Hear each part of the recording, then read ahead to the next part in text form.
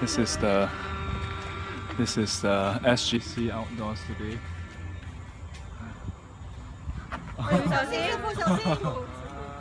Okay, everybody here. Our little banner for the day. I need you all to get into pairs. Okay, get into pairs. 2 persons. So one person will face the front, or rather, both person will face the front. One person will close your eyes.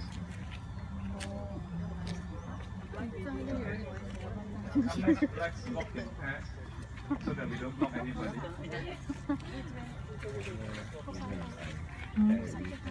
So one of you will choose to close your eyes, okay? Yeah.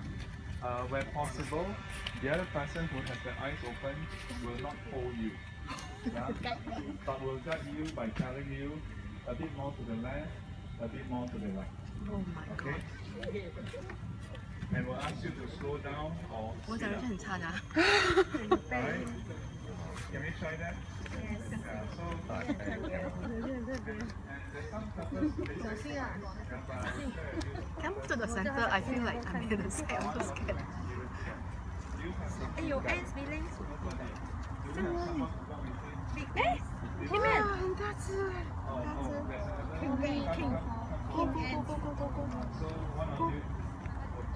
你不要动他自己，他要走才动。Close eyes come with close。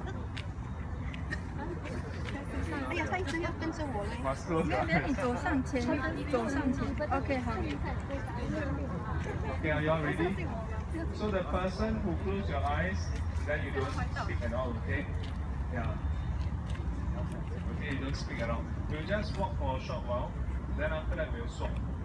Alright? When you hear the bell, you stop, and then you swap, and you continue walking. Okay? Yes, don't hold hands, so you're supposed to give her instructions. Yeah, those who are closing your eyes may not want to walk by the side. Otherwise, you walk into long term, okay? Oh, okay. Oh, yeah. Okay. Maybe we walk on the... Let's walk on the right side so you don't walk into long term. Come. Go to the right side. I like here. How can we survive for 2 more hours? We go running. We go to the ice. Okay, are you all ready? So those who are supposed to close your eyes, close your eyes. And now your life will depend on your partner. Alright? Partner ready? Okay, so everybody, when you hear the bell, we start walking. Slower. 你又不讲 left right better。我站到前面，都比他要 slow right left right。哎，Shandy got to slow down。有点慢点，有点慢点。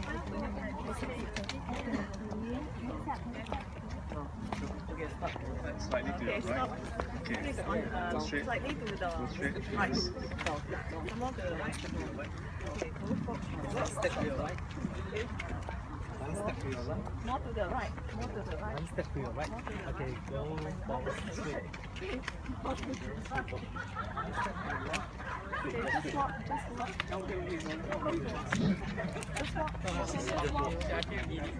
Straight. Slow down. Stop. Okay, go. Okay, then we got Stella. A bit of traffic in front.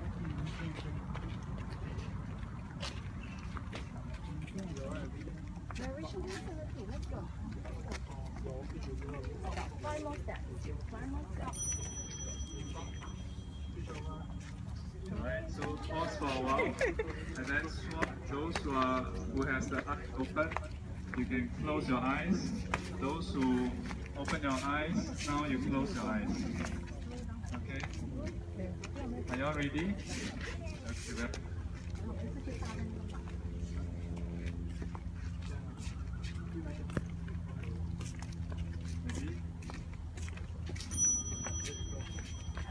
Okay, start.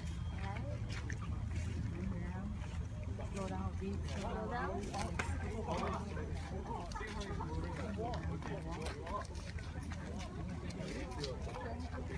Yes.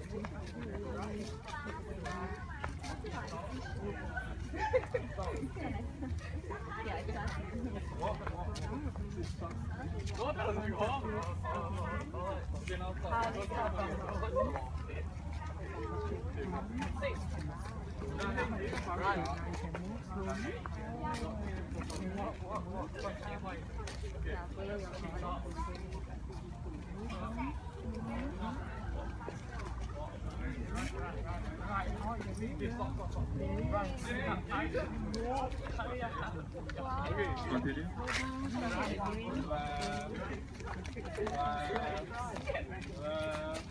A bit to the right. A bit to the right. Because Sing Hung go all the way to the left. I don't know what he did. Right.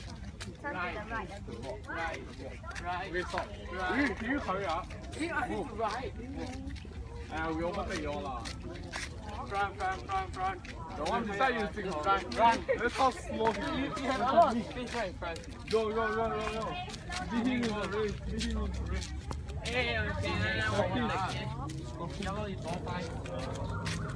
you better command That's Sing Hung. GT, move forward. Yeah, then you see. Yeah, then you move. Move. Keep moving. Move to the right.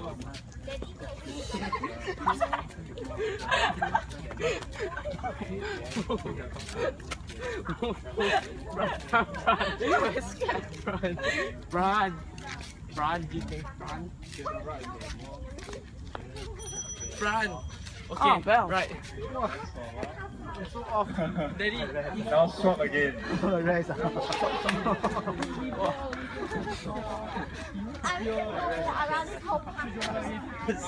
Okay, come closer. Those in the back, come closer. Okay. Now we swap. Okay. Person who close the eyes, now close the eyes again. Now you try again. Okay. Try to remember how it feels the first time and now the second time.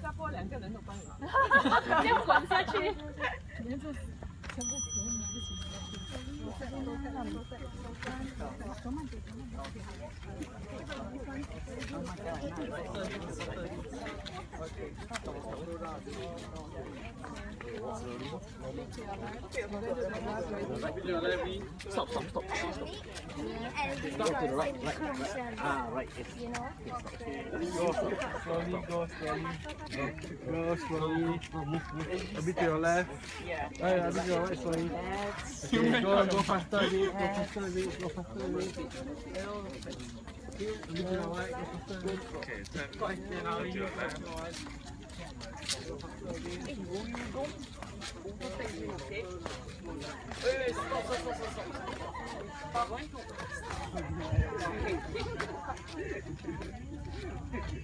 Hey, there's a shop. Turn into the longgang.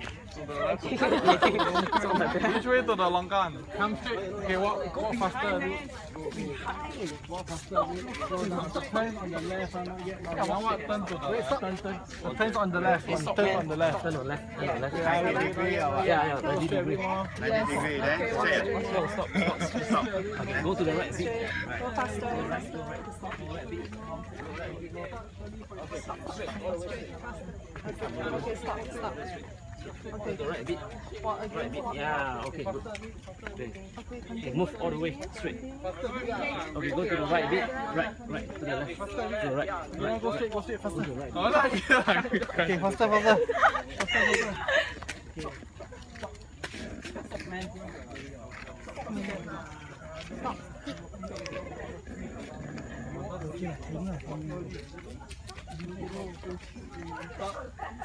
Stop, man.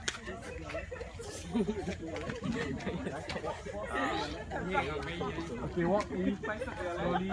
Sorry, stop. Okay, moving. Why I always walk straight and in front I don't keep left. Walk straight, you correct. You walk straight. Straight, ah.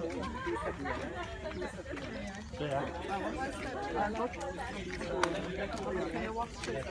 Careful, don't go into the walk straight, just walk straight. Cao liao. Okay, walk straight.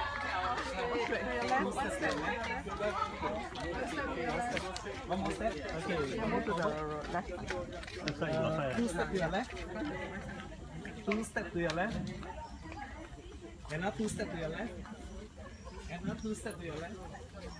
Another 2 steps to your left. Walk 2 more steps to your left. Okay, go forward. Yes, go forward. Yeah, big step, go forward. Big step, go forward. Big step, go forward. Big step, go forward. Yeah. Oh, really? Because every time you go this, I quickly don't know how to stand straight. Ah, that's so funny. Don't know what is straight and don't know what is Okay, one last step. Yeah. Swap again. Yeah. This is the last part already. So try to remember earlier how it was like and now final part. Okay, ready? One. Meaning got to go back. Pace must slow. Yeah, you must be very slow. Pace must slow. Slow.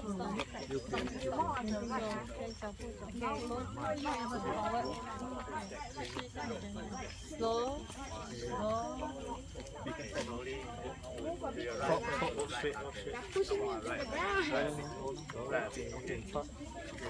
Slowly. One. Okay, slowly to the right again. To the right. To the right. 2 steps to the right. 1, 2. Close your eyes, walk. Straight. Right, steady, right. Yeah, to the right. Okay, stop. Slow, Jihee, slow. Well done. Good job. Follow the line. Stop. Jump to the left. Straight. Stop. Straight. Faster. You have a lot of space. You have fun, man. Straight. Slowly. Slowly lah, boy. Yeah, slowly.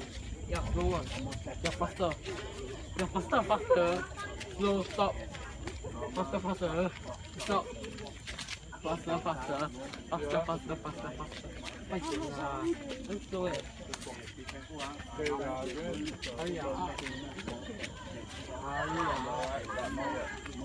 Stop. Faster. Shut and support. Slow but clear. Wow. What is this? Faster. Sprint.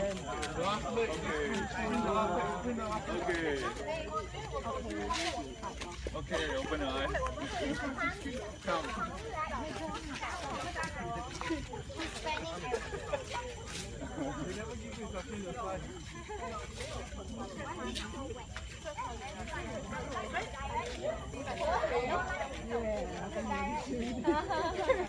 Do I continue walking?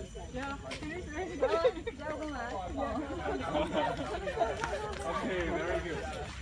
Alright, how do you feel? Good, shock, very stressed. Okay, we're gonna walk very casually now. Okay, and then we'll find a spot. Do you think that spot is okay? Actually, to the empty space. Huh? Okay. Let's just walk up and see. Okay.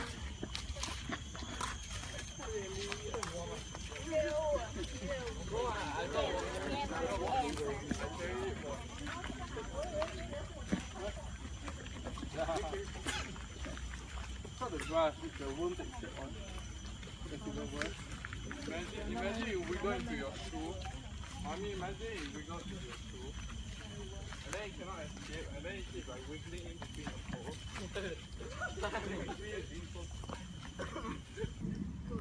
Good. Weather is quite nice now. After we have totally perspired and see my sleeve.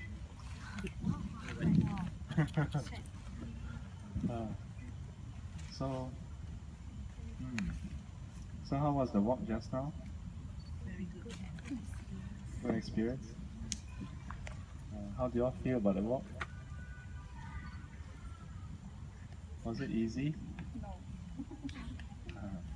So everybody tried twice, right? Was there a difference between the first time when you tried versus the second time? So what is the difference?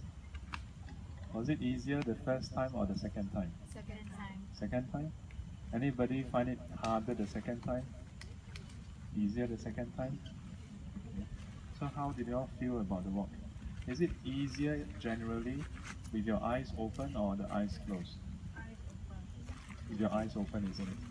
Yeah. So when you first close your eyes and you had to depend on your partner, yeah, to walk, how did you all feel? How did you all feel when you had to depend on your partner for directions? Trust. Confidence. Different people feel differently, yeah? So some of you feel a sense of worry, yeah? Some of you feel a sense of trust. I even overhear one person saying, "No, now I feel so confident. I can walk very fast." And at that moment, the person was almost walking into the drain. I won't say who.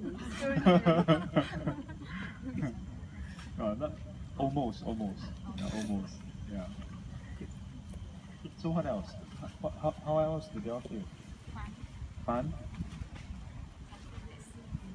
Something that's new, something that's different, isn't it? Yeah, we are used to walking by ourselves, depending on our own eyes for directions. Yeah. So suddenly we give up our sense of sight and depend on someone for directions. Yeah. How does that make you feel? Besides, for some of us feeling worried. Why do you feel worried? You bump into something. You are worried that you will bump into something. Yeah. Here having feeling that there's something in front of me, but you know, something. How many of you felt that way? When you close your eyes and you're walking, how many of you feel as though there's bound to be something in front?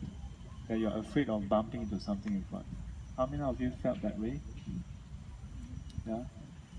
But when I strike the bell, you know that there are some people walking in front, yeah? But the path is basically clear, isn't it? Yeah. So, did you all actually bump into anyone? Did anyone bump into anybody? I don't think so. Yeah.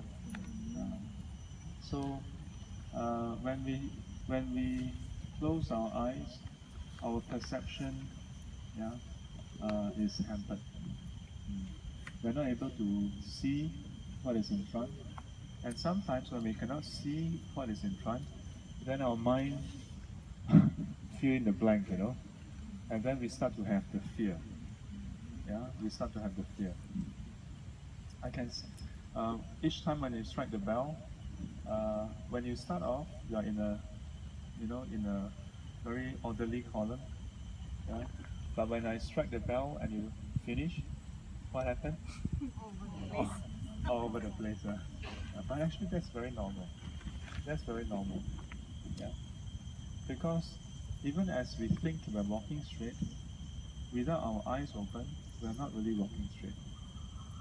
We're not really walking straight. Yeah. So perception versus reality. Yeah, perception versus reality. What else? How many of you felt safe?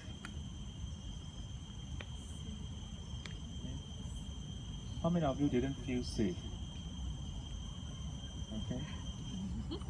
How many of you feel that you can trust your partner? think most of us feel that we can trust a partner. Yeah. So then the question is, why do you not feel safe if you can trust a partner? Neutral. For some of you, you feel neutral. Okay. Why is it that we still don't feel safe when we can actually trust a partner? Yes? The road is uneven. Okay. So as much as our partner may be someone that we can trust, we trust their instructions, and we trust that our partner will not give us the wrong direction and will not harm us. But at the same time, if the road itself may not be entirely even, yeah, there was one part which is sloping up, and then after that it level off a bit. So feeling unsafe. What happens when you don't feel safe? Stress. You feel stressed? Yeah. What else? You start to feel scared, frightened. Yeah. How does that affect your walking? Slow down. You tend to slow down. Yeah. Do you then start to be unsure of your walking, or are you more confident or less confident when you are afraid, when you don't feel so safe? Then you lost the sense of direction. I don't know where is left, where is right. You cannot even tell what is left and right anymore. Because you kept saying Yeah. left. I thought I was really left. Which you kept telling me left. Yes, and trust me, you're not the only pair. Because I was walking in front reverse, and I could see many of them left. And sometimes it's the person with the eyes open. The person with the eyes open kanchong, you know. Want the person to go right, then say left. Want to go left, and then say right. I think I'm really left. Yeah, I hope you all had fun also. I ever lead a blind Uh-huh. into the dustbin. Dustbin. Into the dustbin. No, I mean Not bang into the dustbin. You lead the because I- blind yeah, into the because I dustbin. panic. I'm so nervous when I lead the blind. So I just want to go then because I just look at my direction. And then So your side is clear, lah. So later on when we finish, who want to partner Louis?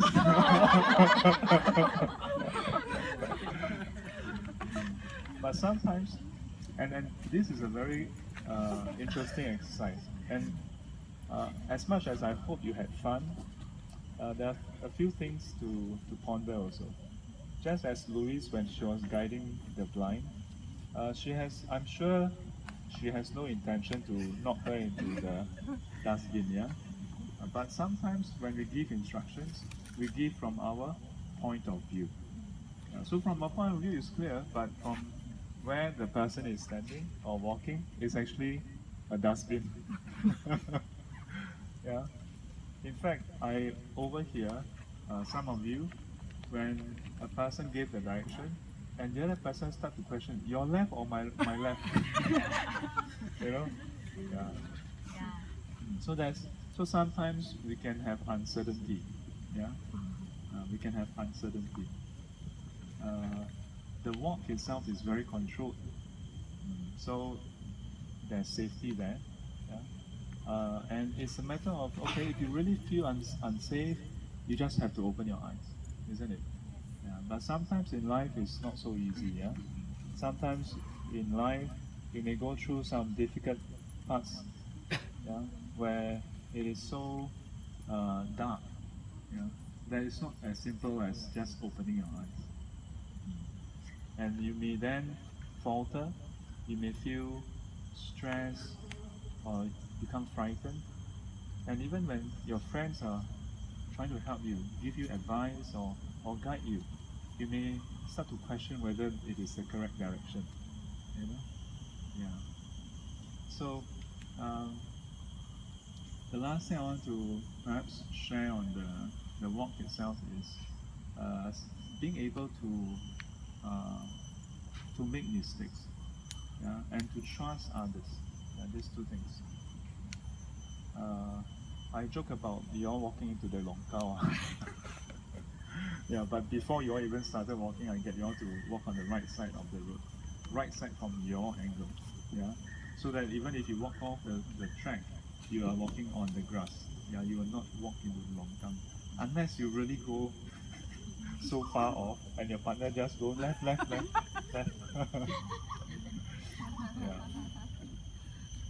It's okay to make mistakes, and it's okay to did you all feel a loss of control?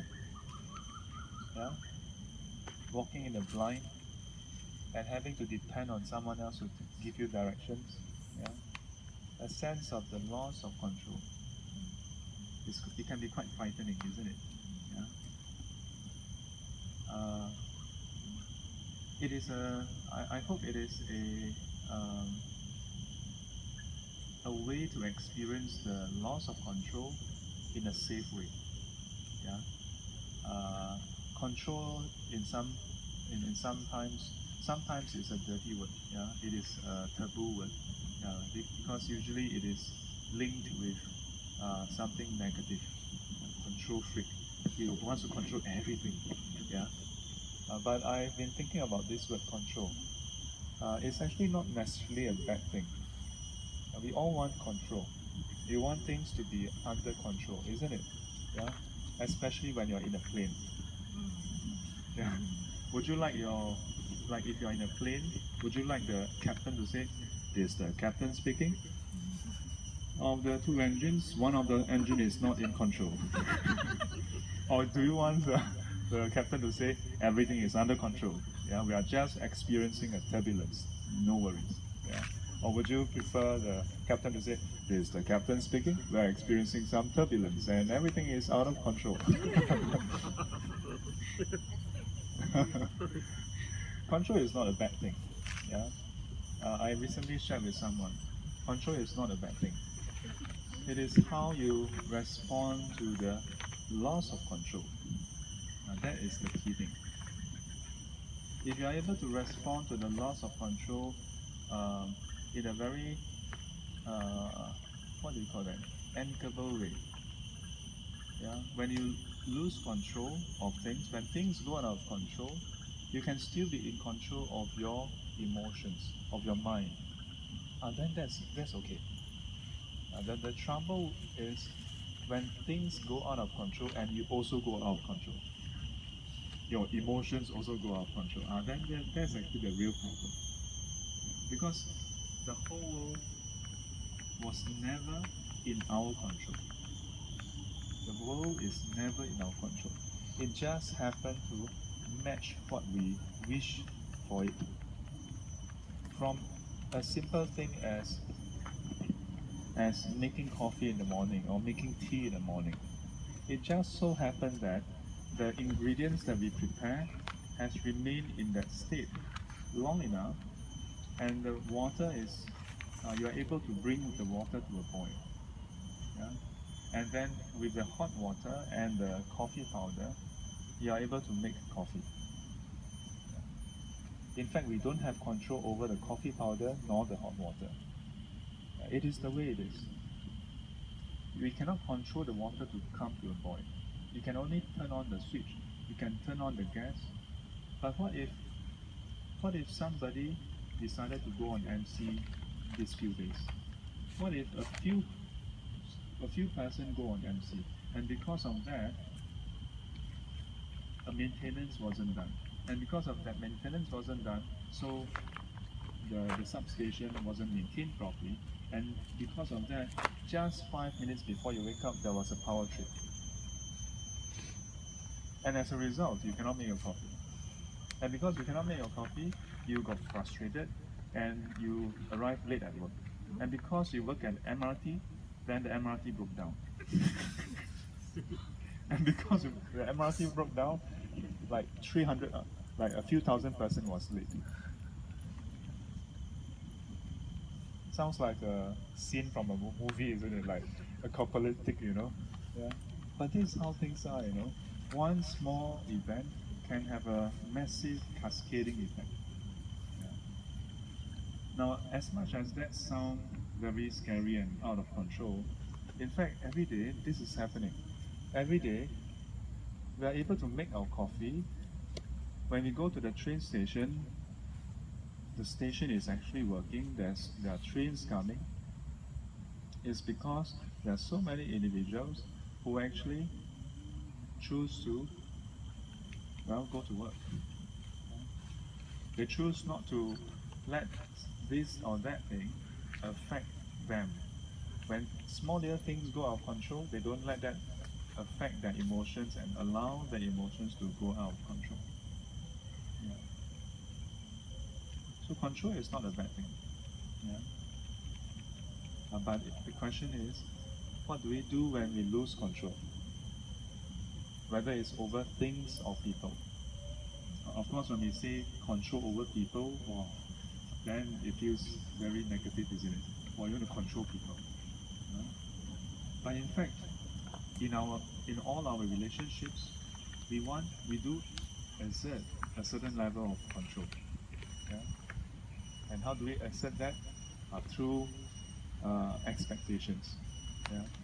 Whether it's parent-child or among friends. Yeah? Or it could be between siblings or between spouses.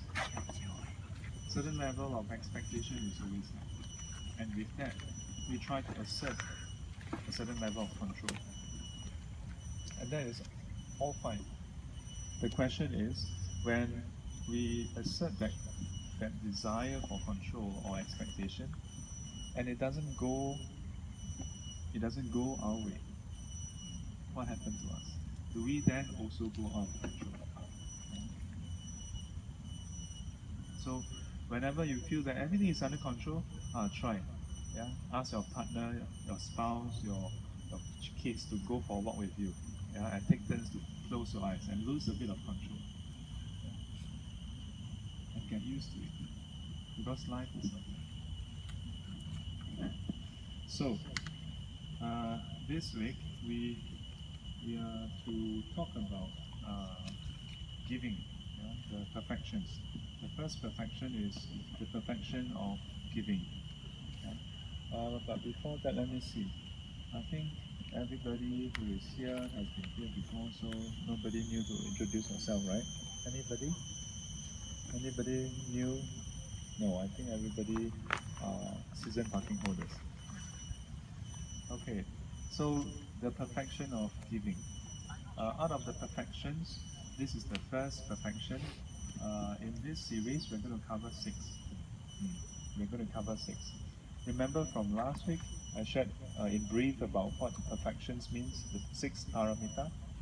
So this is the first. Starting with 布施、持戒、忍辱、精进、禅定、般若. Yeah? So 布施, the perfection of giving, yeah? Giving itself. Why is it called a perfection, and in what way does it reach perfection? Next week, or maybe, Louis, are you back next week? Not back next week. Oh, okay. Okay. So, giving can be categorized into 3. The first one is the gift of Dharma. The second, material gift. Then the third, the gift of fearlessness. So the first one, the gift of Dharma, is the gift of the teaching of truth, yeah, the teachings of the Buddha. The second one, material gift, in Chinese, 财布施, yeah, 财. When we think about 财布施 in Chinese, then we tend to think, oh, money, but no, it is material. Yeah, anything that is material. Yeah? Now, the last one is 无畏施, gift of fearlessness. We'll go through each of them in slightly more detail. Yeah? The first one, the gift of Dharma, the gift of truth, is said by the Buddha to be the most supreme form of gift. Yeah? Out of all the things you can give people, the best gift of all is the gift of Dharma. And why? Because through the gift of Dharma, then one can be liberated of suffering completely and permanently. In terms of the gift of Dharma, there are also three categories. For one is if you say, for example, for some students, they come to me and say, "Oh, but Sifu, how to give gift of Dharma? Yeah, I'm not a Dharma teacher, you know. I'm not a venerable. Yeah, then how do I give gift of Dharma?" So for a lay person, the easiest form of the gift of Dharma is, let's say you hear a teaching, and then you share with them what you have heard. Yeah? Or you can also give them a gift of Dharma book. Yeah, so you yourself may not be able to write books or give talks, but you give them a book. Yeah, or maybe there's a recording of a talk, yeah, and it's in a CD or a DVD, and you can just give it to them. Yeah, or nowadays, like for example, our SGC is on YouTube. You can just send them the link. So in that way, it's a gift of Dharma. Of course, if you are able to learn the teachings and then explain to others, then that's also another form of the gift of Dharma. Yeah? So in that way, you can actually share the Dharma with others by explaining to them what you understand. But to do that, then you must first be able to remember what you have listened, and then to have done your own reflection so that you have a certain level of understanding of the teachings as well. Yeah? So the first two levels of the wisdom cultivation, 文思, you must have done that. Otherwise, if you only have the first level, you can also do that. But you must tell them in advance. Yeah, I can only remember what I've heard, but I cannot explain to you in detail. Yeah? For some people, that is good enough. Yeah? For some people, that is good enough. So,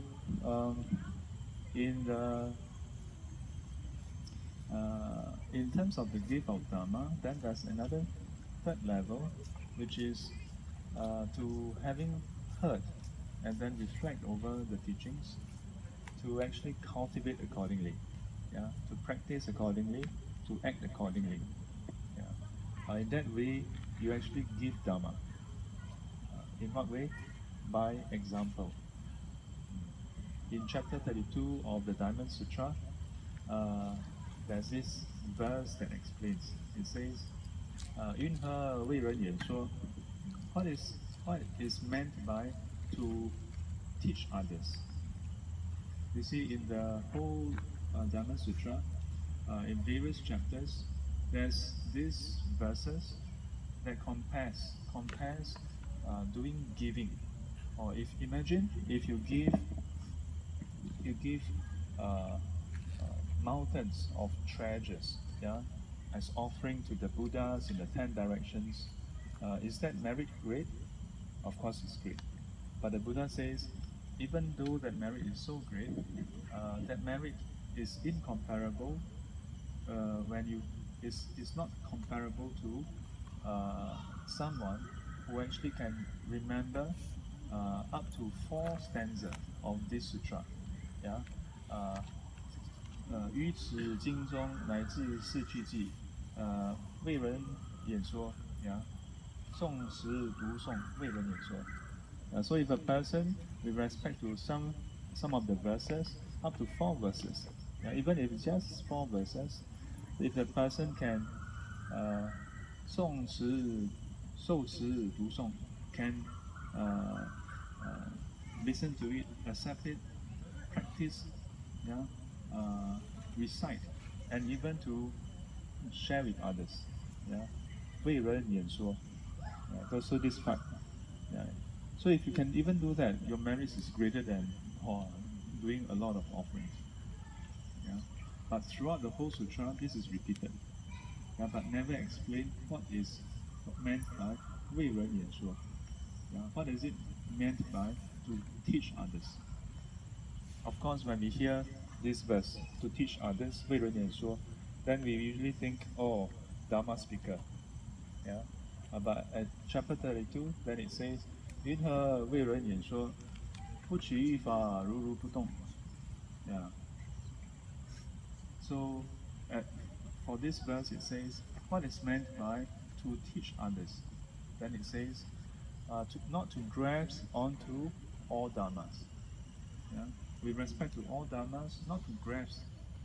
In this way, you actually teach others. Why? Because this is the essence of the Diamond Sutra, non-grasping.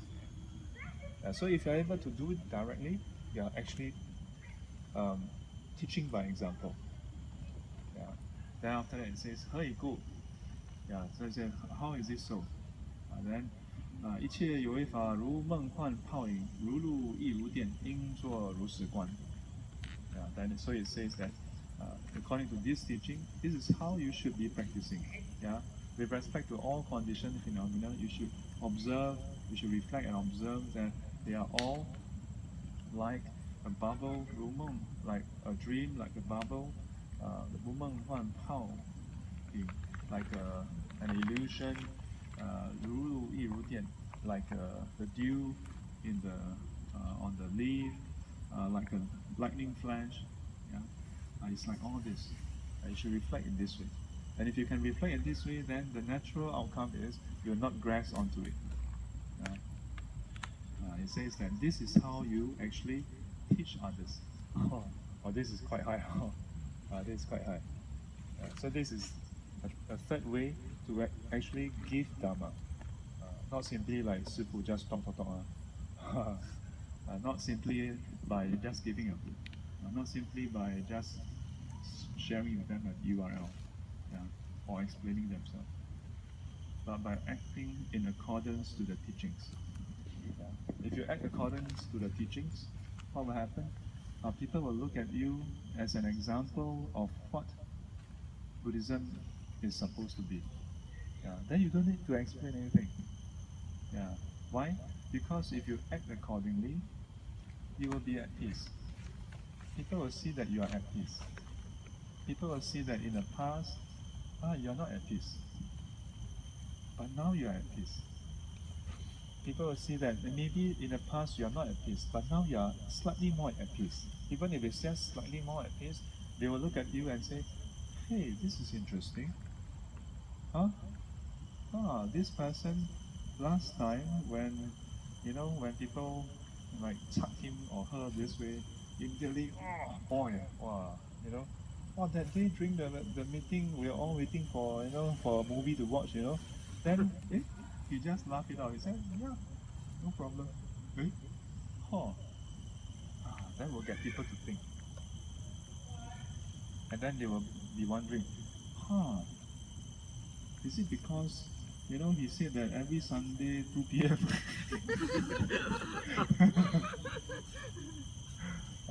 So if you actually manage to change your life in this way, if you just casually mention, hey, want to come with me on Sunday?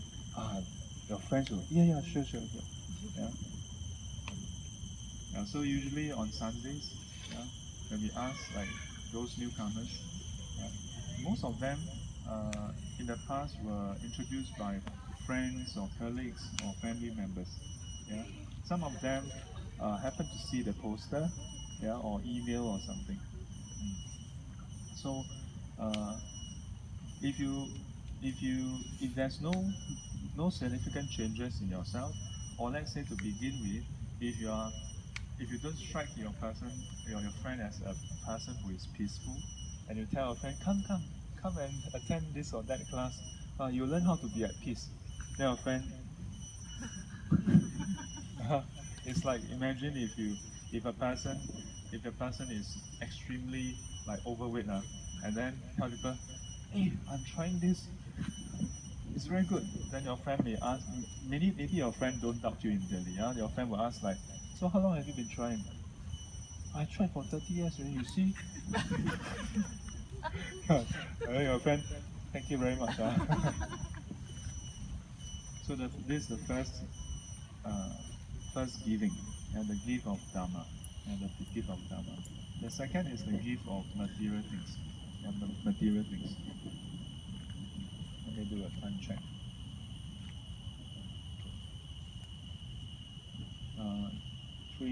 9:51. Do we have time? Do we still have time? Huh? Yeah, until 8 o'clock. Yeah. 8 o'clock. Why 8 o'clock? 今天不是 long session. No, not long session today. Today have to go for the concert. Yeah. Anybody need the ticket? I still have 2 more.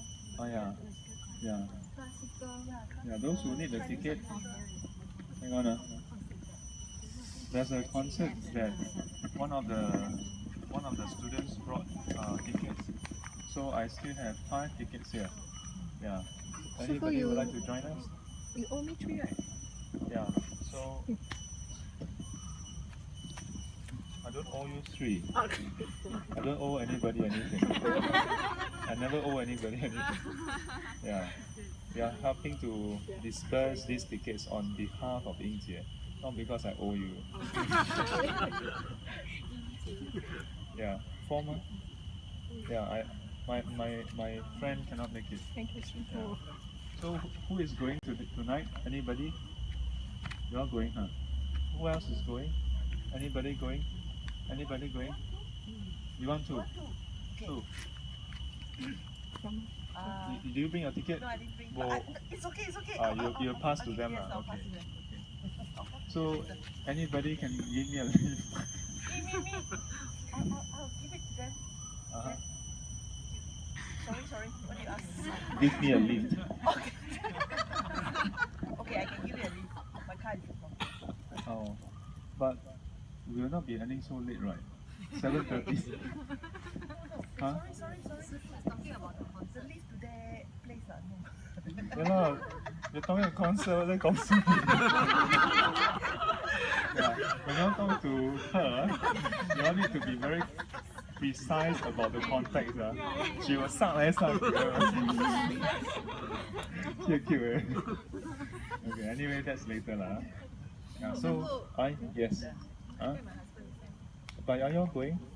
Not going, maybe. I give you a leave lah.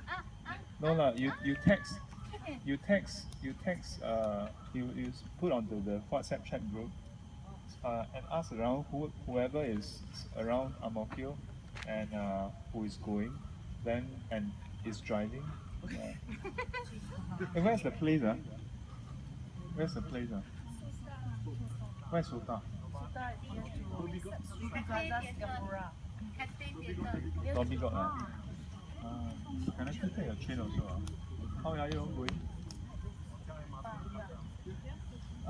You take MRT Okay, I see. Okay 我就等你的 MRT 来。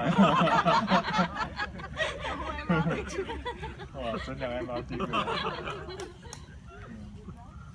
So the second gift, the second is the gift of material things. Yeah, gift of material things. In terms of gift of material things, it can be internal or external or immaterial. Yeah. So let's start with immaterial. Okay. What is immaterial that you can give to others? Can you think of something that is immaterial that you can give to others? Give a hug. Hug. Also that can be counted.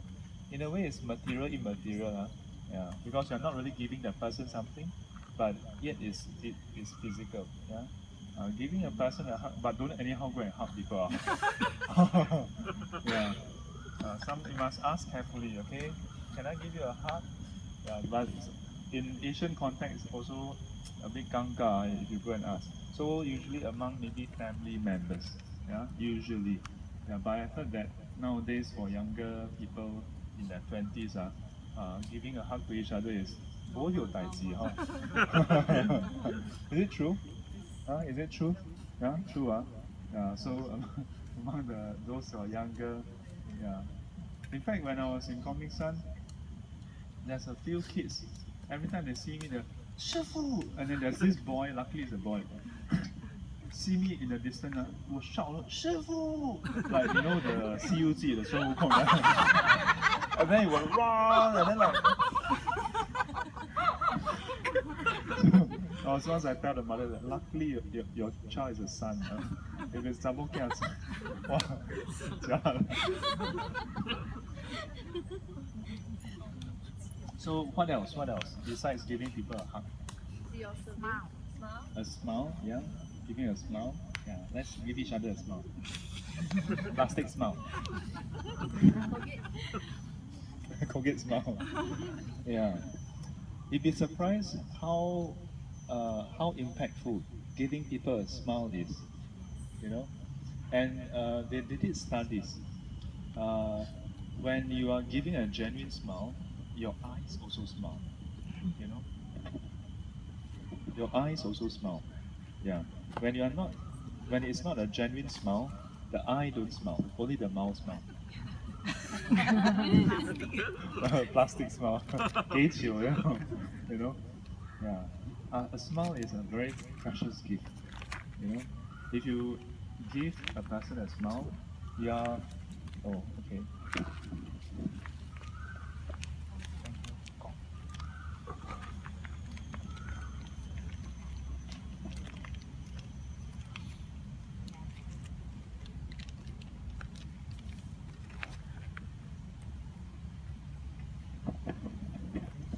A long time ago, you know who used wet tissue? Baby. Nowadays it's so common. Everybody have wet tissue. Yeah. Last time it's really not so common. Nowadays it's so common. Yeah, but I really appreciate it that you all carry the wet tissue, so I don't have to carry anything.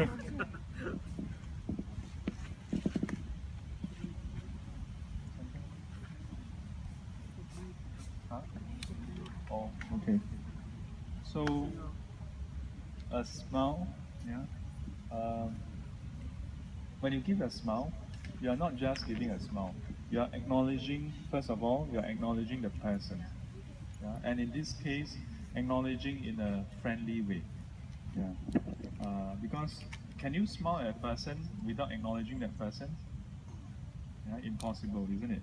Yeah. The moment you smile at a person, you must look at that person and smile. Can you like that?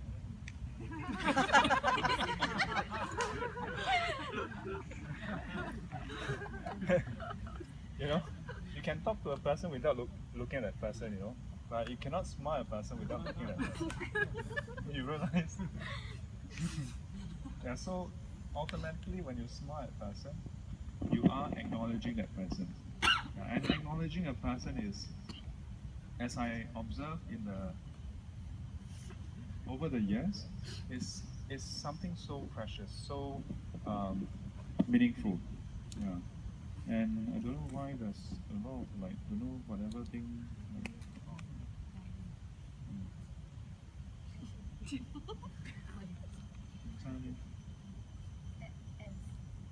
Don't know.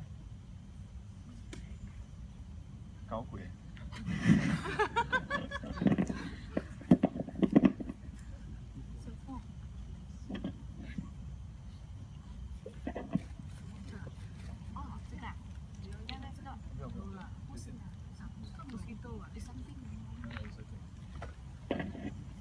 So, give a smile to when you wake up in the morning. Do you smile at your family members? Yeah. Before you even talk about smiling, do you greet each other? Do you greet each other? Yeah, greet each other. That's also immaterial, isn't it? Yeah. But it's actually a very powerful practice. Yeah. As much as it may seem to become like a ritual, but it's a very wholesome ritual. Yeah. And along the way, when you greet each other, to smile at the other person. And for those of you who are married, let me give you another tip. Don't just greet each other, morning, yeah, but with your spouse. Oh. Spider. It's spider. Huh? Yeah. So, with your spouse, you know what you must do? I was going to say, no. Look at your spouse. Yeah. For at least 2 minutes. 哇，这么久啊！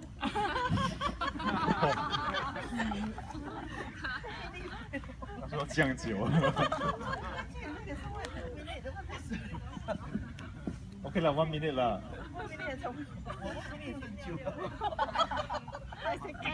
But you think about it, there are 60 minutes in an hour. There are 24 hours in a day, you know. Yeah, and that's the thing. You are absolutely right. You know what she just said? She just said, in the morning, we are always rushing. And that is the truth, isn't it? So if we are in a rush in the morning, and yet you are able to find 2 minutes to spend with your spouse, not rushing. How precious is that? Spending 2 minutes is okay, but staring 2 minutes is very bad. Notice how she changed the words to staring at your spouse. No, you say smiling at Smiling and staring is two different. Staring.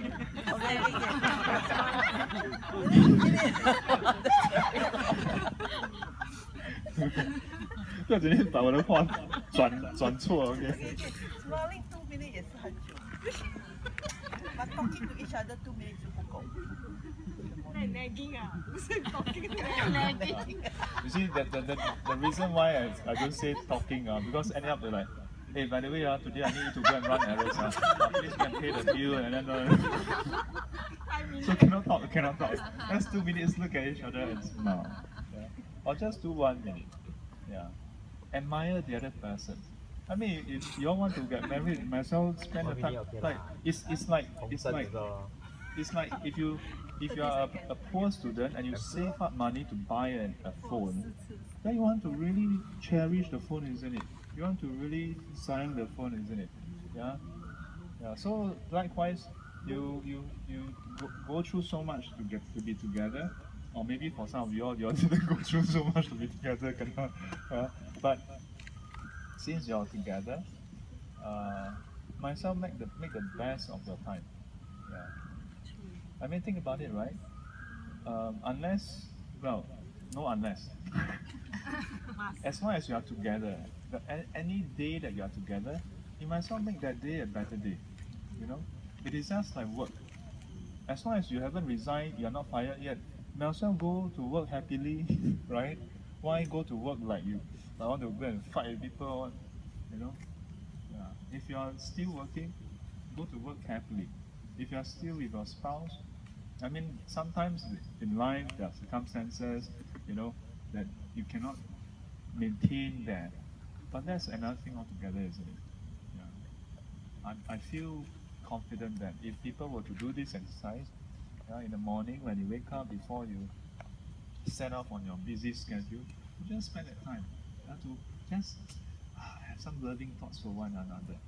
Or maybe your spouse is still sleeping, you just stare there. Yeah. Not like Louis, not like Louis, the husband sleeping then. Then the husband.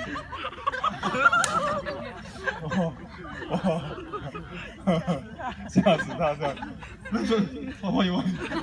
Super say must do this exercise. I'm supposed to stare at you and smile.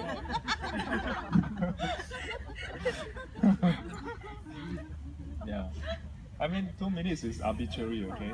It can be 10 seconds, it can be 30 seconds, it can be 5 minutes. Yeah. Yeah.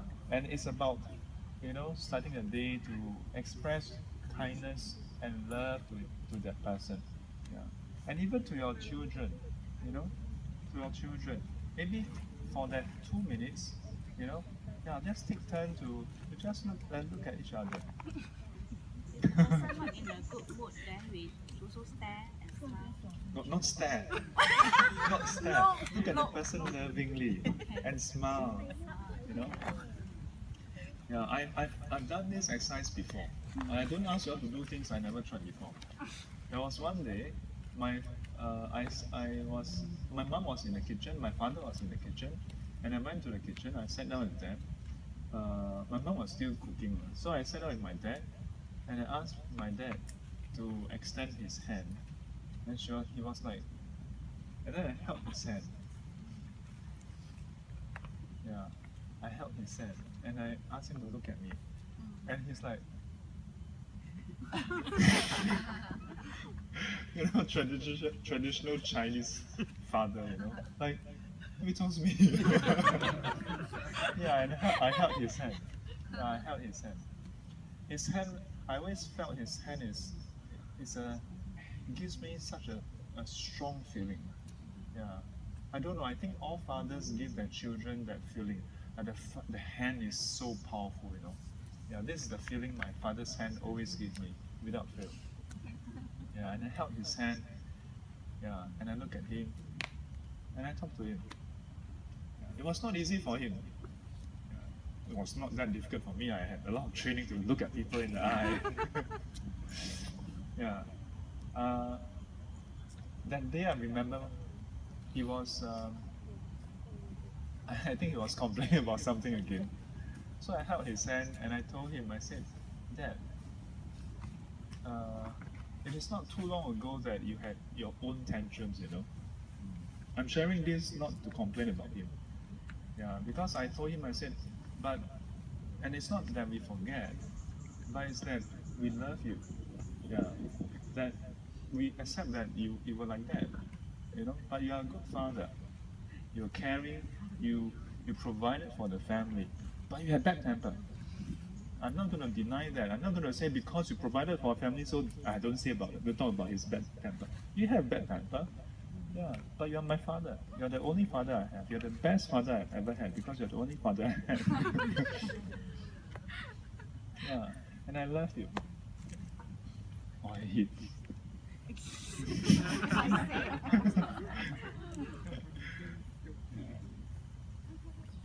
I've held my mother's hand also once. I mean, not many times, but recently I shared with a friend about how I've held my mother's hand. I was in university at that point in time, or was it after university? Around in my early 20s. So one day when I was going to Sim Square, I dragged my mom along. Yeah, it was not so common for kids around my age back then in the 20s to drag the mother along. Maybe now it's more common, yeah, but back in my time, not so common. So, no, not to pay money. Now is to drag them to drag you all to pay money. Yeah, no. We were crossing one of the streets, and before we crossed the street, I decided to hold her hand. Yeah, and the reason is because at that point in time, I started dating. And the funny thing is that when you start to date, when you have interest in another person, quite naturally, I don't know why, you just feel that strong desire to hold that person's hand, you know. Maybe biologists will tell you that it's evolution, you know, like the primates last time, by holding hands they can support each other or something. Yeah, I don't know. But how many of you, when you felt something for someone you feel this, you know, nice warm fuzzy feeling to hold that person's hand? You? Or am I the only one? Like, Shifu, no idea what you're talking about. None of us hold hands ever. Like, you're the crazy one. You're the only person who wants to hold hands. No, I think all of you. Yeah. So the thing is that then it got me thinking. Yeah, then it got me thinking, like, why do I want so much to hold this person's hand, this girl's hand, when I barely know this person? I mean, yeah, sure, I'm getting to know this person, but I only know this person for 3 months or 6 months at best, at tops. But how about this woman, this lady whose hands brought me up? Yeah, that is now no longer the soft, smooth hands that it once was, you know. Yeah, so that day I decided hold her hand and cross the street. So initially she was still okay, yeah, but even though she was still okay, she was holding my hand like that. And then when we finished crossing the street, she was expecting me to let go of her hand, and then I held on and I looked at her and smiled. I was not a small kid, you know. I'm in my 20s already, finished NS in university, and she was like,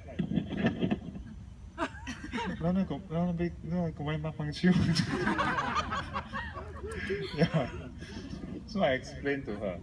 Yeah, I explained to her that because I was thinking like, why should I be ashamed to hold my I mean not that I was ashamed, but why do I feel slightly embarrassed to hold my mom's hand? You know? Yeah, if I'm so eager to hold some stranger's hand. Yeah, right? Yeah. So of course, as always, whenever I explain my 大道理 to my parents, they're like, oh, I'm still very embarrassed. Yeah. We walked on for a while, then I let her off lah. So sometimes, among family or someone who is close, that bit of just holding that person's hand can mean a lot. Yeah. So sometimes, even for me now, when I go to the hospital to do blessing with sick patients, sometimes I will actually hold their hands, regardless of their gender, their age, or anything. I would actually hold their hand or I'll pet. Yeah. And even in the past, I've seen how when I visit some elderlies, elderlies, when you reach out to hold their hand, wow, they love it, isn't it? Yeah, and I suspect it's because the lack of contact with others, interaction with others. So when someone offers a hand, oh, it's so precious to them. Yeah. So if you ask me, how to practice giving, start giving care and concern at home. Yeah. And it doesn't mean that you must go and sell the house and give all the money to your parents. It's as simple as saying, hey, ma, want to go for lunch, and not just chong for lunch and then finish and then okay, I'll send you back. Yeah, but really take the time to walk with her or him, your father, from car park, or even if you just take a train, it doesn't matter. It really doesn't matter. To really be there with them, to be present with them. To be present with them. Yeah, and all this is immaterial, really immaterial. And in that process, you are actually offering something so precious, time. In the case of us, it's time as a human being. You're actually offering, when you offer your time, you're offering your life. Yeah.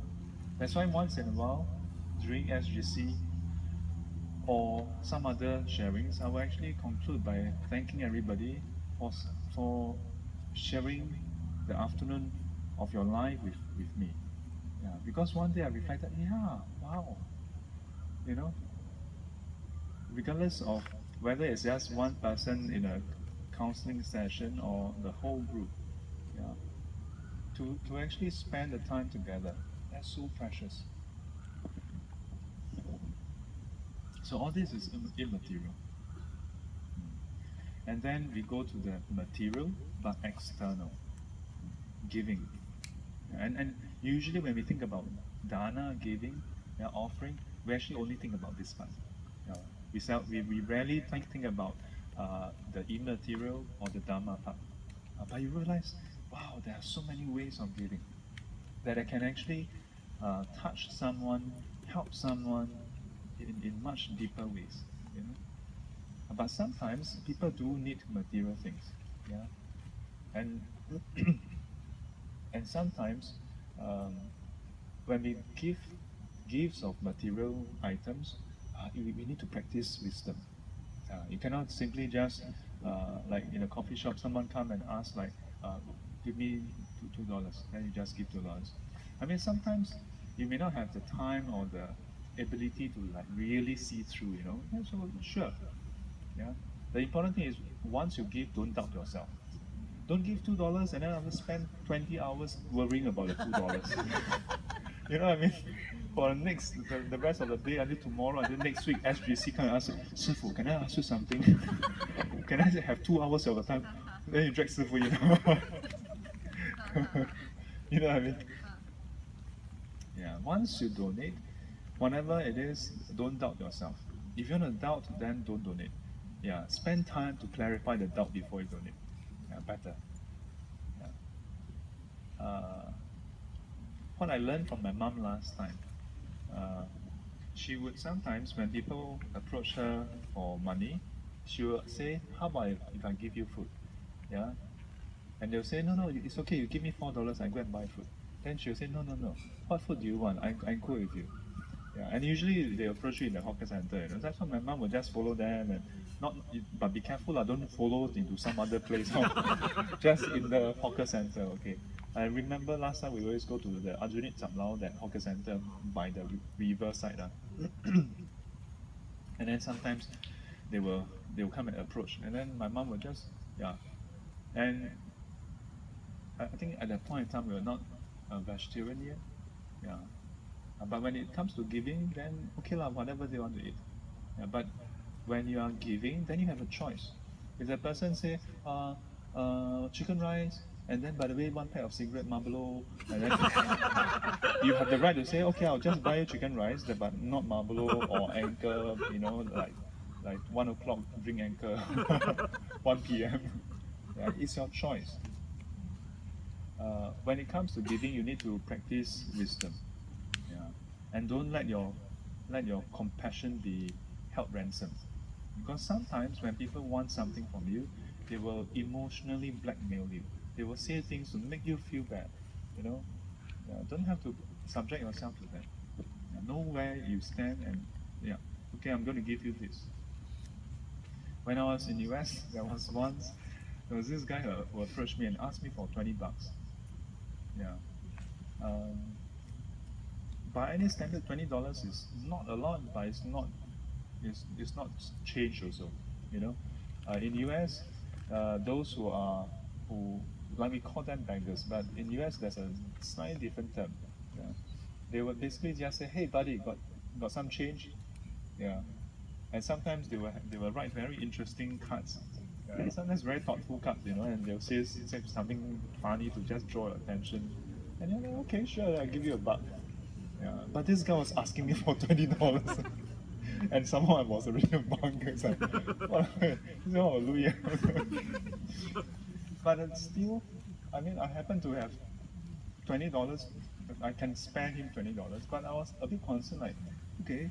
So he approached me in the supermarket.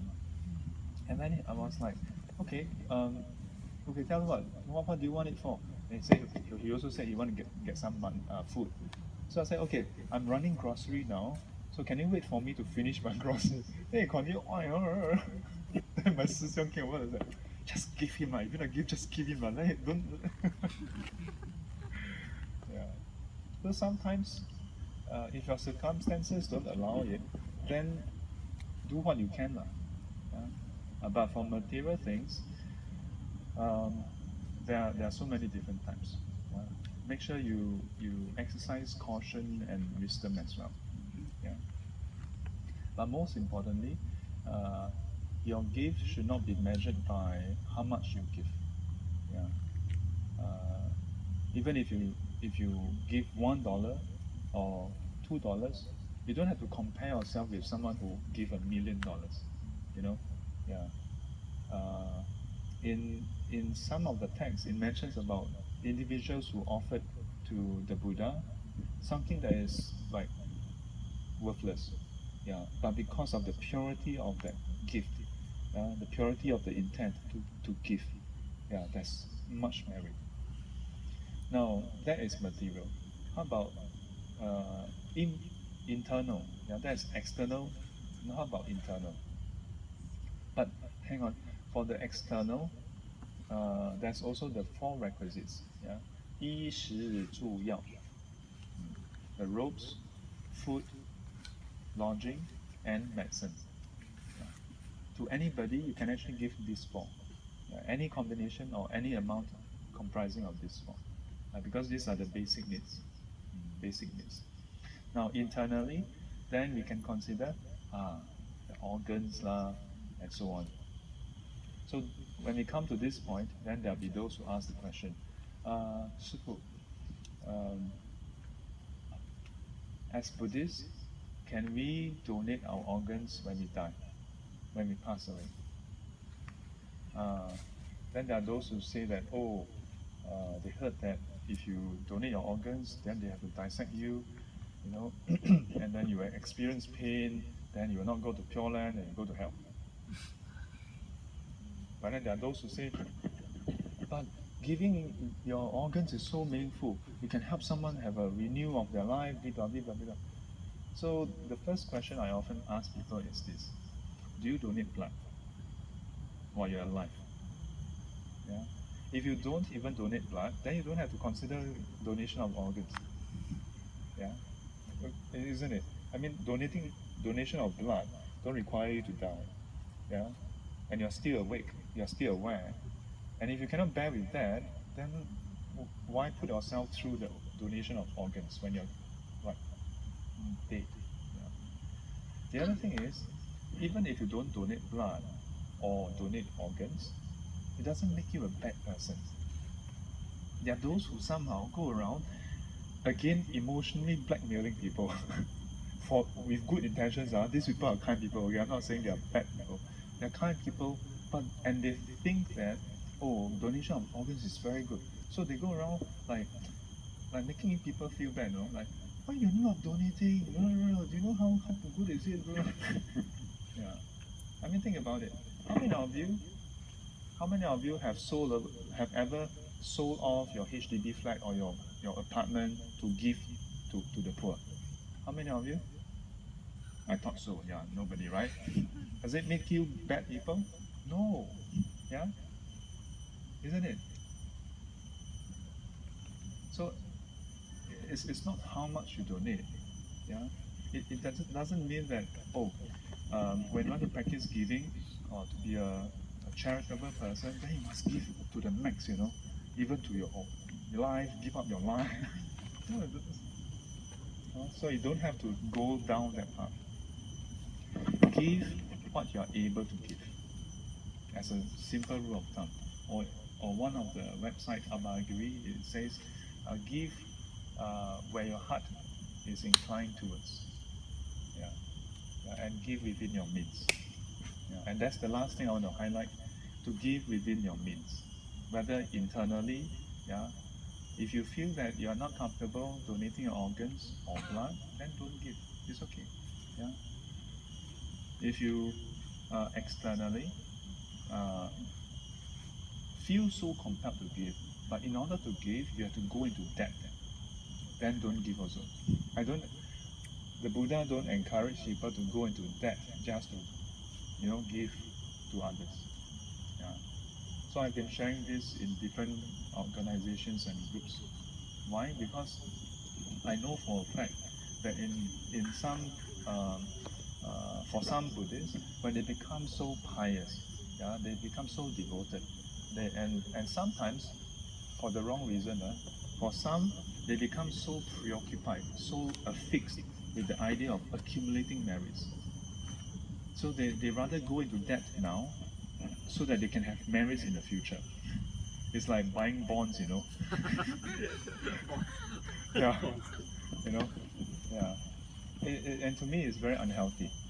Yeah, one should not give out of that tremendous fear. Oh, I don't have enough merit, I must keep doing.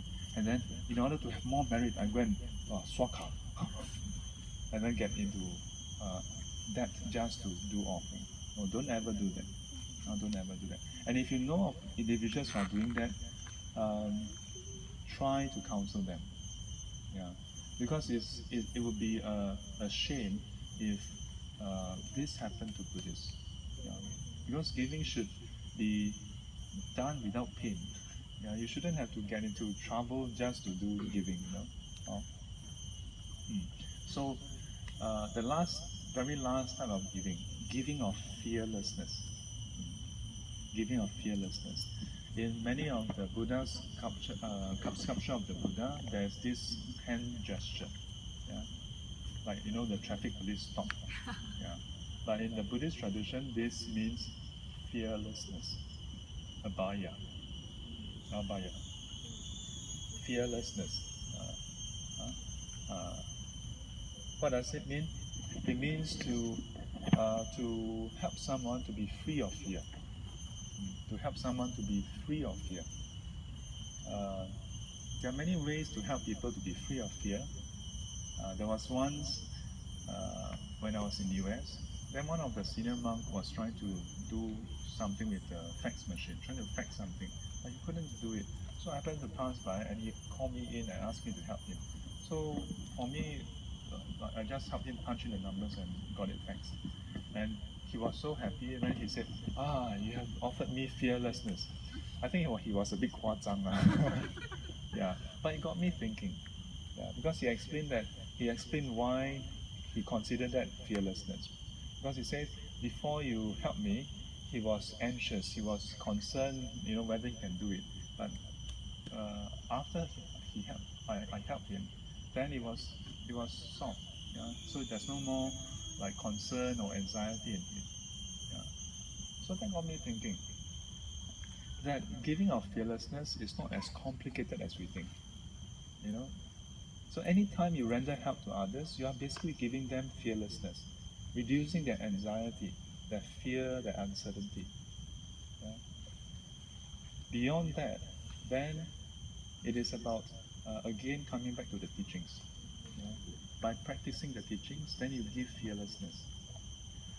When you practice the 5 precepts, for example, then you are making a commitment saying, from today onward, to all sentient beings, I say this: I abstain from killing. How powerful is that? It's basically a promise. It's a promise. It's a letter of promise to all sentient beings. Yeah, that they are safe with you. They are safe with you.